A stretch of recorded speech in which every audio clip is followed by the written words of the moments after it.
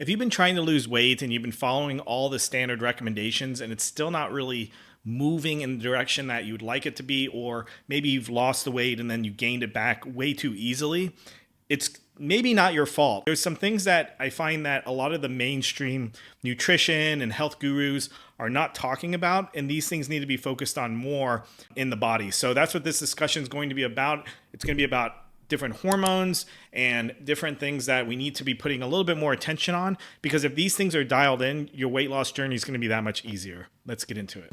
Oh, and don't forget to stay to the end, because after discussing all these main points, I also want to throw in something that I found to be really effective that I've done, and I always share this with my clients as a great tool to help optimize this weight loss process. Okay, so let's do it.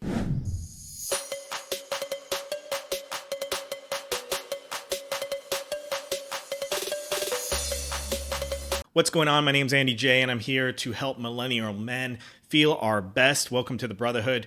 Again, today we're going to be talking about some things that are often overlooked that might be getting in the way for you to lose the body fat you've been trying to lose. So if this sounds interesting to you, don't forget to subscribe, like, and follow, and drop a comment of what's been working for you, what hasn't been working for you. Share your frustrations. Again, we're trying to build community here. That's what the point of this is to have a place where we can all support each other on our journey. So as we're aging into our 40s and beyond, we can still feel good, if not better than before.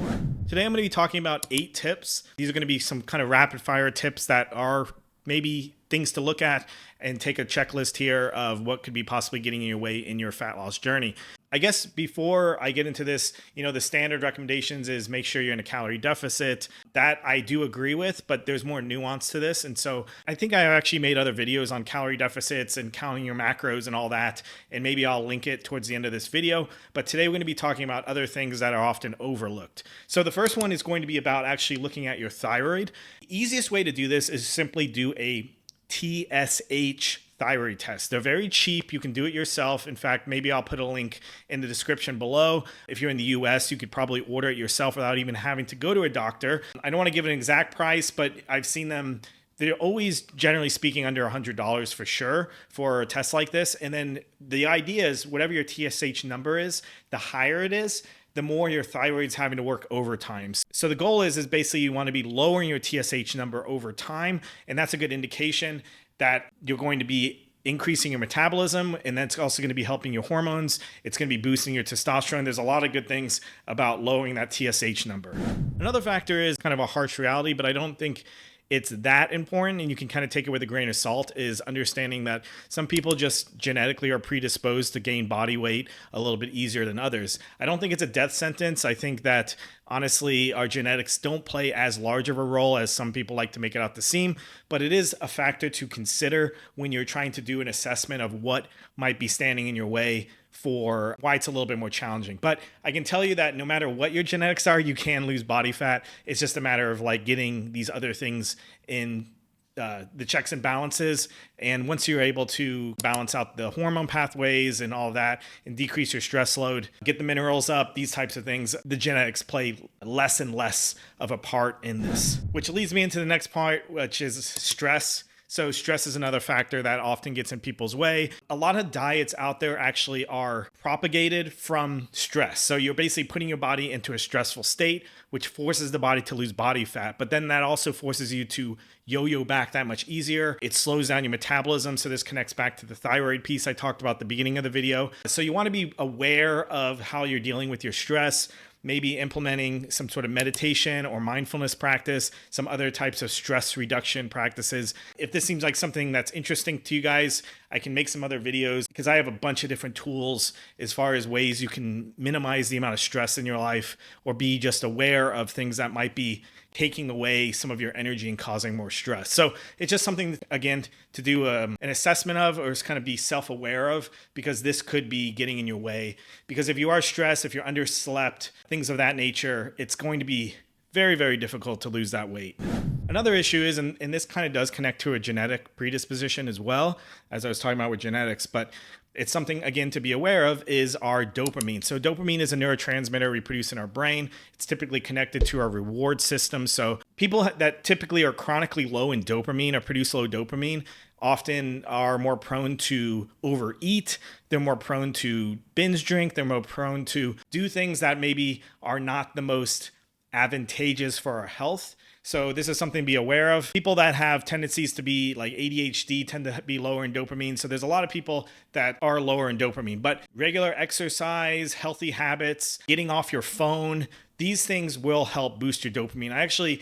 I made a video earlier on specifically dopamine. So check that out if that seems like something interesting to you. But dopamine plays a big factor in your weight loss journey. Another factor is just like your habits. So it's sometimes good to do an evaluation of what you typically do on your downtime. What are your habits? Like, what are some of your hobbies? Are they more active, or are they ones that tend to put you into habits that maybe aren't the best from a weight loss standpoint?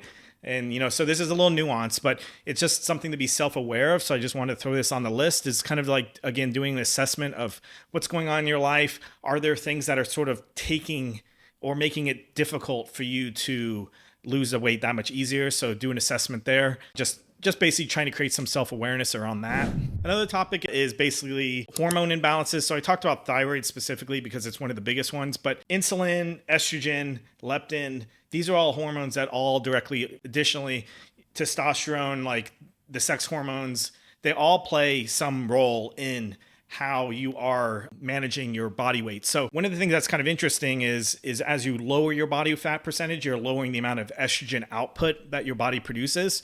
And this will also make the weight loss process that much easier. So to be aware of that there's all these interconnections as far as our hormones are concerned. And the more you dial them in, the more it's going to be easier for losing weight.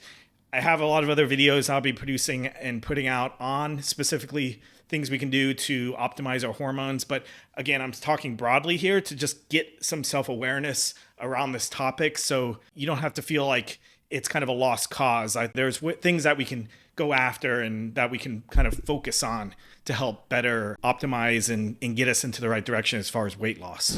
And the last one is if you're taking any medications, to be aware that a lot of medications do make weight loss harder. There are medications to help with weight loss as well, but just be aware that they can have certain side effects.